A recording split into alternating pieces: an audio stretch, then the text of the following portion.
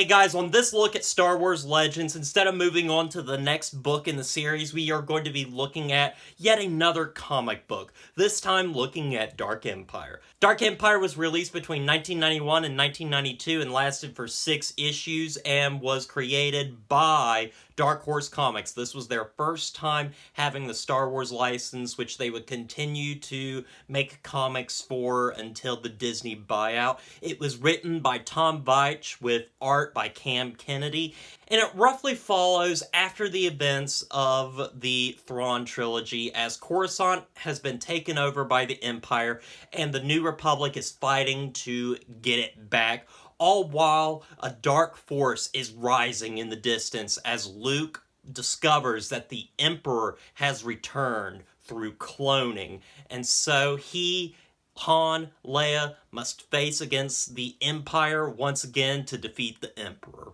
Guys, I was really interested in reading this comic in particular because a lot of its story beats were then used for The Rise of Skywalker, and I thought it would be really interesting to read this comic and see a little bit of those connections, and they are definitely there. The Rise of Skywalker definitely used this as a template for its story, which I found really fun, but also I found some little things that even Rian Johnson took from this story, specifically with some little things here and there to do with the Force, as well as some visualized pieces of the art in this. Now, overall, what are my thoughts on Dark Empire? I really enjoyed this. It's not a great story. It's not even an amazing story, but it is just pure 90s cheese, and you know what? I can't help but love that. I mean, when you talk about a story about the Emperor coming back through cloning and Luke has to fight a young version of the Emperor who is naked as well and apparently doesn't have a dong. I don't know why. Maybe he didn't form it, or maybe the artists were just not allowed to draw it. But anyway, stuff like that is just amazing, I think, and it's just so much fun, and it's why I enjoyed this comic as much as I did, even though it's not the best written, and it's really goofy, but I just kind of like that cheese that is brought to the Star Wars universe in this particular way. Now, one thing I do love about this comic in particular is the art by Cam Kennedy, and not just the art, but the combination of the art with the coloring. I'm not exactly sure who did the coloring for this comic, but I find it so beautiful. It's very minimalistic with actually very little color going on. In fact, a lot of the color is a lot like water painting. It's like watercolors and all this stuff, and it's beautifully done. The art is, of course, exaggerated. Nobody in this comic looks like the characters or the actual actors that played them, but it is still really cool to look at and see, and honestly, the art is extremely detailed as well, and I absolutely loved it. It was definitely my favorite part of the comic by far, was just looking at how beautiful this art is. But also, I liked a little bit of the story beats as well. I like that the Empire has taken over Coruscant, even though this is supposed to take place like 6 years after the events of Return of the Jedi, so it's supposed to take place right after the Thrawn trilogy. And for some reason, after the events of the Thrawn trilogy, I don't see the Empire taking over Coruscant, so I did have a few questions concerning that, but it wasn't anything particularly major. But I did like that stuff. I also like that we get introduced to a Jedi holocron. Little things like that, because I think that's the first instance of a Jedi holocron. I don't remember any holocrons in the Thrawn trilogy, but so that stuff was really cool.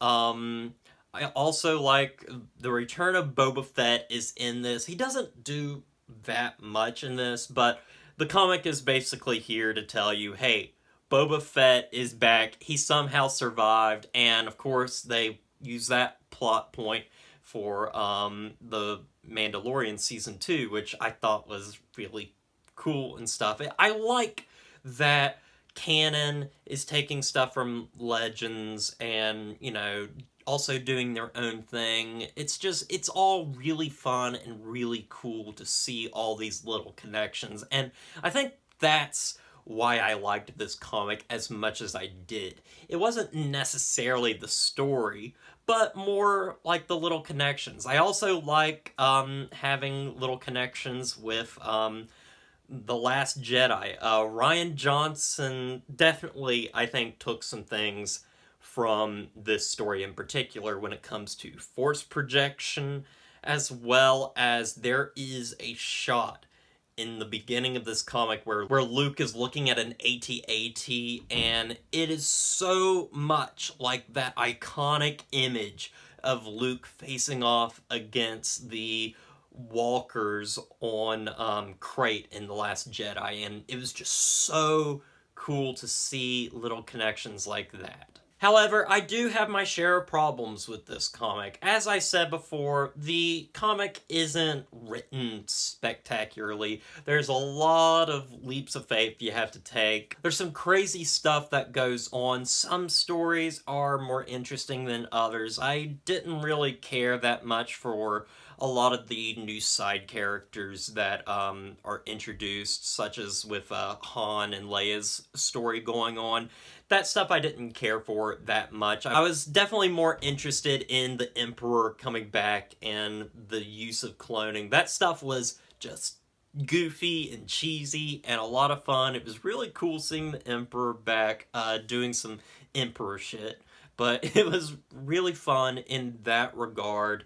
But also, I didn't really believe that Luke was kind of turning to the dark side or embracing it as the story wants me to believe. It didn't feel right. It didn't feel earned.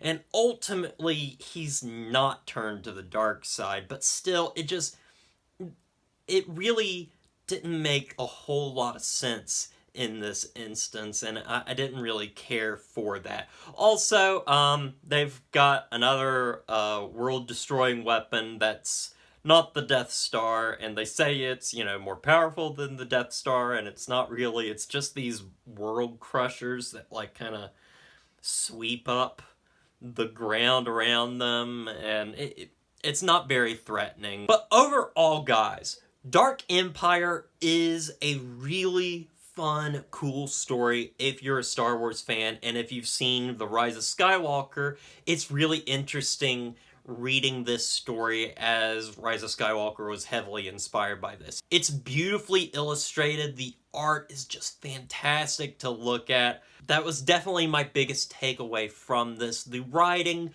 can be hit or miss, but the goofy stuff that happens in it, I can't help but love. So anyway, with all that said, I'm going to give Dark Empire a 7 out of 10.